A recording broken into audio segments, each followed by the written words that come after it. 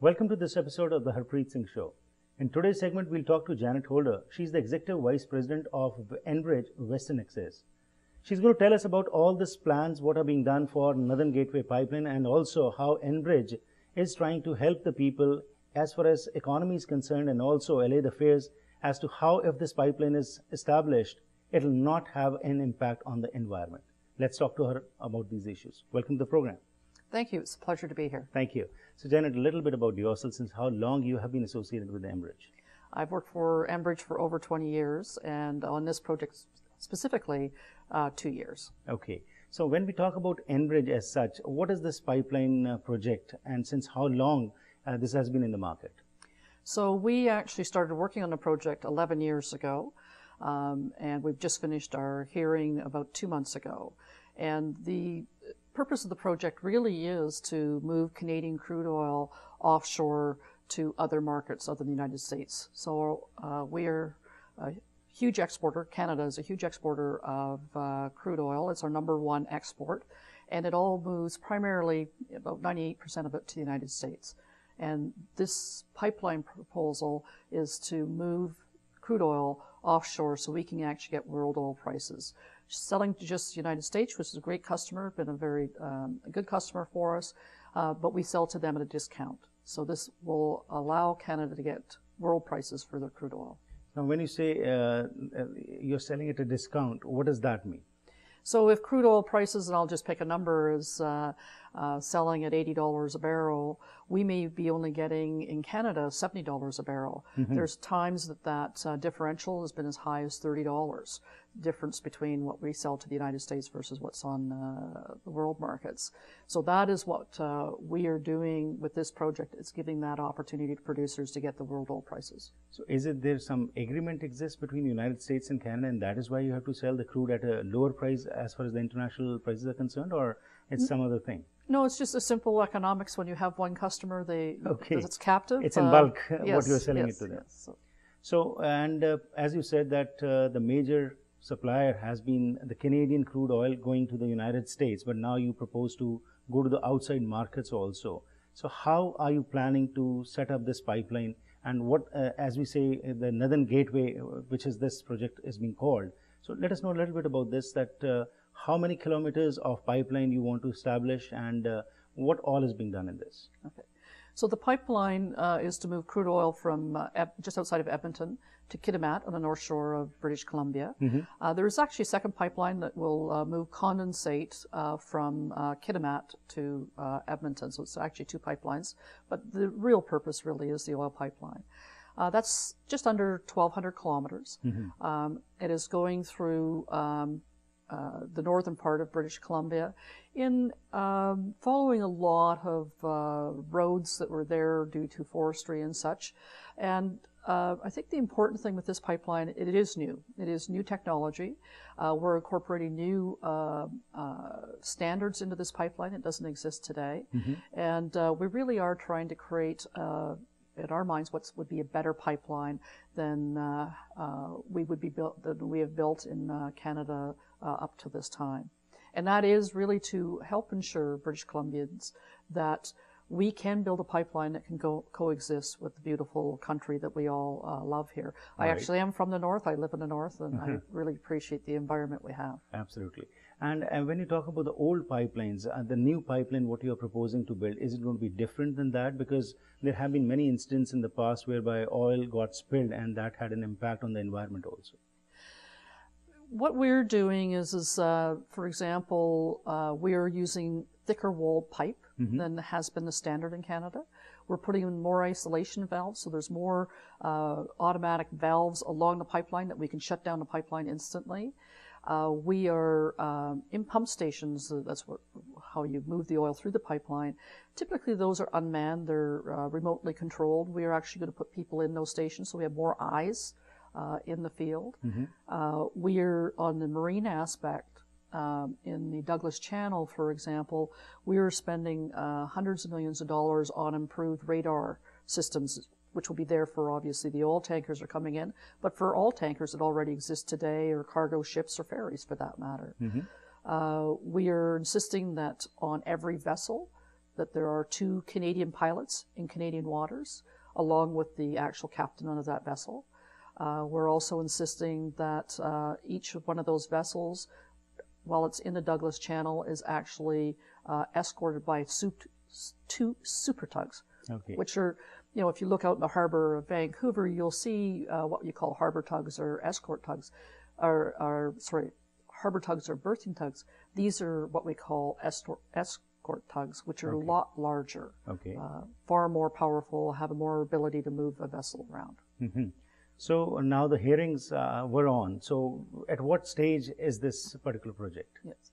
So we just finished the hearings, which was 180 days of hearing time. So it's the most extensive environmental review of a pipeline that's ever happened in Canadian history. We are expecting a recommendation from the panel that heard that hearing, which was a member of 3, in December, and they will make a recommendation to the government on whether we should proceed or not, and the conditions to which we're allowed to proceed. And we expect it will be in excess of 200 conditions associated with a decision. The government then has 180 days to make their final decision, and so that puts us around July of next year. Okay. And Janet, when we talk about the precautions, what you talked about are being taken, because right now, of course, at one side is the development aspect, the other side is the environment aspect, and both are important aspects. And people are concerned, they want this oil and they want the development also, but also not at the cost of the environment. So as you said, that we are putting in lots of efforts to see that those mishaps which have occurred in the past don't happen in the future also. So when you talk about the restrictions or the kind of conditions which have been put forward, what all is different, and how can you assure the public? Because right now the environmental groups are up against this particular project, and how is it that, how do you allay the fears of these people that yes, we are going to be serious, and it's not going to be just a kind of a thing where something happens and then, like what happened with BP, and there was a lot of trouble at that time also. So how do you assure the public about that?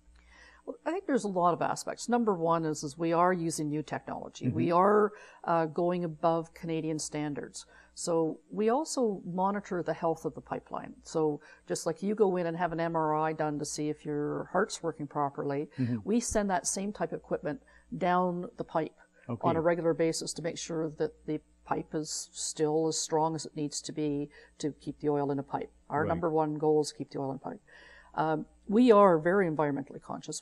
Obviously, it is important to everybody. It's important to me as a British Columbian, and it's important to the company. So we really spend a lot of time and effort on building the right pipeline, using the new technology, going above current Canadian standards, then monitoring the health of that pipeline, doing that again more frequently than what's required by legislation in Canada.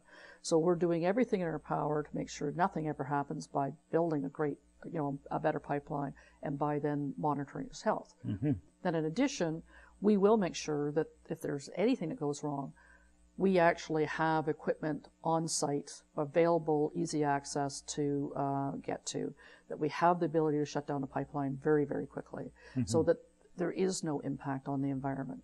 Okay. Now, I think the other thing to remember is we are a Canadian company, and we take great pride in what we do, and we do stand behind our commitments.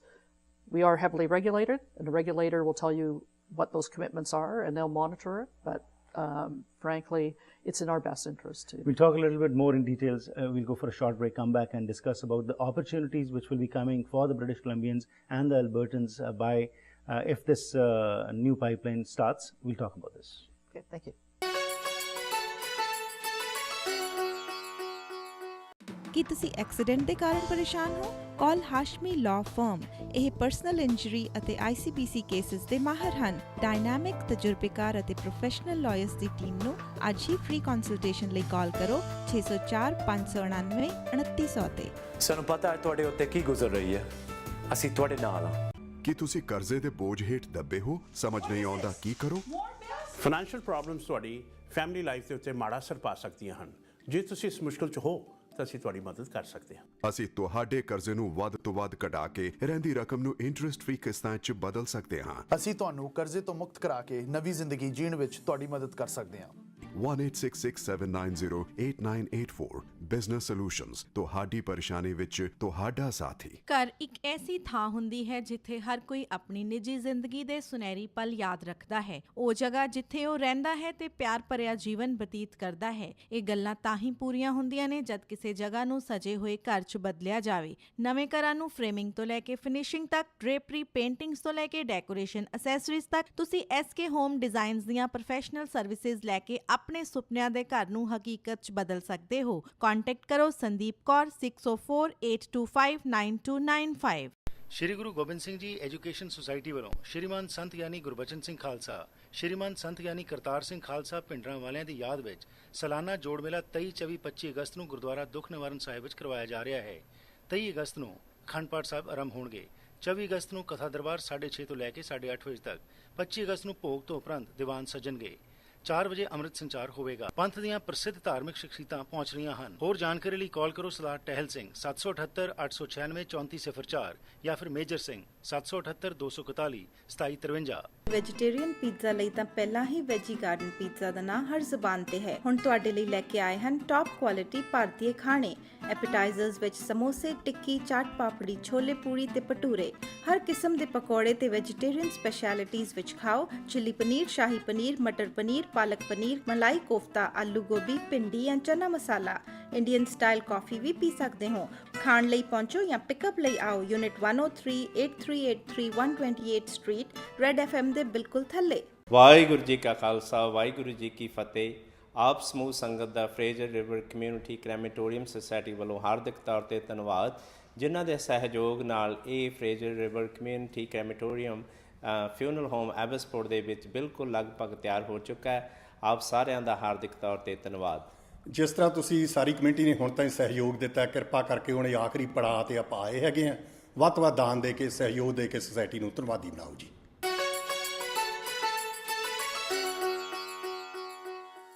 Once again, welcome back to the program. We are talking to Janet Holder, who is the Executive Vice President of Enbridge Western Access. So before the break, like we were talking about that the major concern which is coming forward is regarding oil spills. That's the major concern. But with the establishment of this pipeline, what kind of opportunities will be available for the people? Well, the opportunities come sort of at two phases. The first phase is during construction.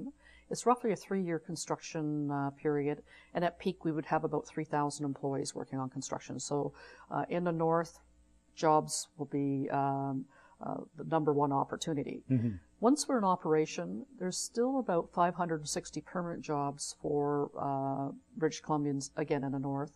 And those jobs are, as actually the 3,000, are actually highly skilled jobs that provide opportunities for people to grow in their careers and provide stability into their communities. Mm-hmm. Now, as I talked before, also development versus environment, and the way the population explosion is there, there's demand for oil. What other means do you think, like the environmental groups are against this project? That's what they have been raising their voice. The First Nations also have raised their voice against this because the fragile fauna and flora of this particular area, and you being from the north, you can well understand. So how are you trying to allay their fears?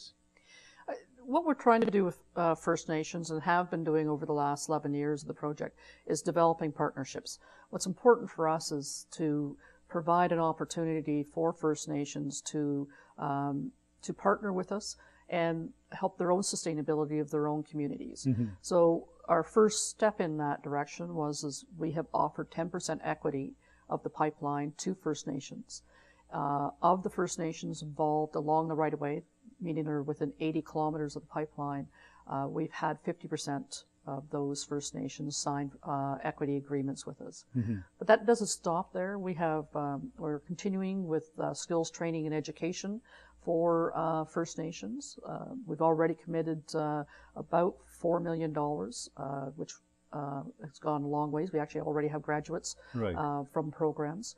We also have opportunities on procurement. So we believe in total there's probably about $1 billion along the entire right-of-way available in partnerships with First Nations. And that's the dialogue we're having right now with them. And as far as the development is concerned, what about the tar sands? There also some voices are being raised against that. The oil which is going to come from these tar sands is going to, be not environment friendly. What do you say about that? Well, of course, Enbridge is not in the oil sands. We actually are a pipeline company, but I do know that the producers in the oil sands have spent a great deal of effort and time improving upon the environmental aspects of the project. I do know that newer mines in the oil sands actually have a less of a greenhouse gas emission than some of the conventional crude oil that's being produced in California. So Canada's come a long ways in all aspects, not just our cars have improved, our furnaces have improved, technology has improved in all industry. So I think as Canada, we should take great pride in what we have done in the environment, and the oil sands I would put into that camp as well. If the development stops, the economy will stall, and that's what it is which people feel, but also they're also concerned about the environmental issues also. So why do you feel that the environmental groups are just opposing this, despite the best assurances what you are saying we are giving, and also the new technology which is being adopted? And as you said, that 1200 kilometers of the pipeline will be monitored, and it will be easily accessible also in case of some spill. Of course, we cannot rule out any spill because with such a long pipeline, anything can happen. But right, as you said, you are fully prepared to tackle that issue. So what do you feel in the coming years? Because development is required, people want that. But along with that, they're also concerned about the environment. So how to kind of bring a balance and how to go about further? Well, I think it's a tough challenge because you have environmentalists who believe that we should just be shutting oil off now. And as I think you mentioned, the impact on Canada would be enormous.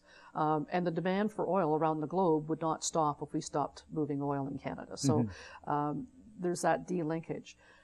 Now, environmentalists or environmental groups who engage with us or engage with anybody in the environment, there's been good success. I mean, if it wasn't for environmentalists, we probably wouldn't have moved as far as we have or as fast as we have as far as wind generation and solar generation in Canada. So they do have a role to play, and it's an important role as long as they're engaging. And I think there's opportunities to improve on everything we do, and we all expect to have things better, whether it be a better car or a better parking spot. We all expect something better, and I think they help us to drive in that direction. Presently, Canada is earning about $73 billion from the oil which is being given to United States. So with the establishment of this pipeline, how much more income would Canada, kind of get by establishing this pipeline? That's a tough one. We put Or it in as to how many barrels would be transported? So we're about the project is for 525,000 barrels a day. Okay. So that is large percentage what we already do, but it really isn't about necessarily incremental oil. It's about just giving the opportunity to get oil to Asian markets. I think we're very conservative in our estimates. You've hear some huge numbers around what the discount is today.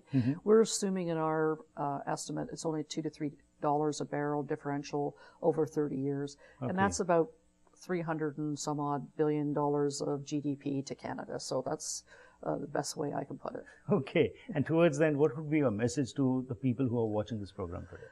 I think the message is that we believe in the environment, I believe in the environment, and we do not believe that we should be taking risks on the environment just to build this pipeline, that the environment is critical and that the pipeline can coexist with the beautiful British Columbia.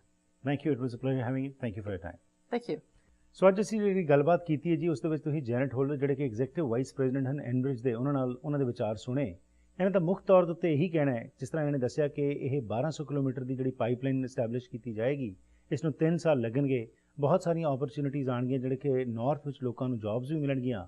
ਤੇ ਇਹਨਾਂ ਨੇ ਕਿਹਾ ਕਿ hearings ਦੇ ਦੌਰਾਨ ਅਤੇ ਉਸ ਤੋਂ ਪਹਿਲਾਂ ਵੀ ਇਹ ਫਰਸਟ ਨੇਸ਼ਨਸ ਅਤੇ ਹੋਰ ਇਨਵਾਇਰਮੈਂਟਲ ਗਰੁੱਪਸ ਨਾਲ ਗੱਲਬਾਤ ਕਰਦੇ ਰਹੇ ਨੇ। ਜਦੋਂ ਮੈਂ ਇਹਨਾਂ ਨੂੰ ਸਵਾਲ ਪੁੱਛਿਆ ਕਿ ਡਿਵੈਲਪਮੈਂਟ ਦੀ ਜਦੋਂ ਅਸੀਂ ਗੱਲ ਕਰਨੇ ਇੱਕ ਪੱਖ ਉਹ ਵੀ ਜ਼ਰੂਰੀ ਹੈ ਤੇ ਇਨਵਾਇਰਮੈਂਟ ਨੂੰ ਬਚਾਉਣਾ ਵੀ ਜ਼ਰੂਰੀ ਹੈ, ਉਸ ਪਾਸੇ ਕੀ ਤੁਹਾਡਾ ਖਿਆਲ ਹੈ? ਤੇ ਇਹਨਾਂ ਨੇ ਕਿਹਾ ਕਿ ਇਹ ਦੋਨੋਂ ਜਿਹੜੇ ਨੇ ਇਹ ਕੋਐਗਜ਼ਿਸਟ ਕਰ ਸਕਦੇ ਨੇ, ਇਕੱਠੇ ਰਹਿ ਕੇ ਅਸੀਂ ਕੰਮ ਕਰ ਸਕਦੇ ਹਾਂ। ਤੇ ਜਿਹੜੀ ਨਵੀਂ ਟੈਕਨੋਲੋਜੀ ਦੀ ਵਰਤੋਂ ਕੀਤੀ ਜਾ ਰਹੀ ਹੈ ਇਹਨਾਂ ਪਾਈਪਸ ਨੂੰ ਬਣਾਉਣ ਵਾਸਤੇ, ਉਹਨਾਂ ਨੂੰ ਉੱਥੇ ਫਿੱਟ ਕਰਨ ਵਾਸਤੇ, ਉਸ ਦੇ ਨਾਲ ਹੀ ਮੋਨੀਟਰ ਕਰਨ ਲਈ ਕਿ ਕਿਤੇ ਕੋਈ ਆਇਲ ਸਪਿਲ ਨਾ ਹੋਏ, ਤੇ ਰੱਬ ਨਾ ਕਰੇ ਜੇਕਰ ਕੋਈ ਆਇਲ ਸਪਿਲ ਹੋ ਜਾਂਦੀ ਹੈ ਤੇ ਇਹਨਾਂ ਕੋਲ ਪੂਰਾ ਜਿਹੜਾ ਸਿਸਟਮ ਹੋਏਗਾ ਜਿਹਦੇ ਨਾਲ ਕਿ ਇਸ ਨੂੰ ਇਹ ਟੈਕਲ ਕਰ ਸਕਣਗੇ। ਤੇ ਇਹਨਾਂ ਦਾ ਇਹੀ ਕਹਿਣਾ ਹੈ ਕਿ ਅੱਜ ਦੇ ਇਸ ਯੁੱਗ ਦੇ ਵਿੱਚ ਜਿੱਥੇ ਅਸੀਂ ਗੱਲ ਕਰ ਰਹੇ ਹਾਂ ਕਿ ਯੂਨਾਈਟਿਡ ਸਟੇਟਸ ਸਾਡਾ ਮੇਜਰ ਪਾਰਟਨਰ ਹੈ ਜਿਸ ਨੂੰ ਕਿ ਆਇਲ ਜਾਂਦਾ ਹੈ, ਜ਼ਰੂਰਤ ਹੈ ਕਿ ਬਾਹਰਲੇ ਮੁਲਕਾਂ ਨੂੰ ਅਸੀਂ ਆਪਣਾ ਆਇਲ ਭੇਜ ਸਕੀਏ ਤਾਂ ਕਿ ਸਾਡੀ ਆਮਦਨ ਵੱਧ ਸਕੇ ਅਤੇ ਕੈਨੇਡਾ ਨੂੰ ਬੈਨੀਫਿਟ ਮਿਲ ਸਕੇ।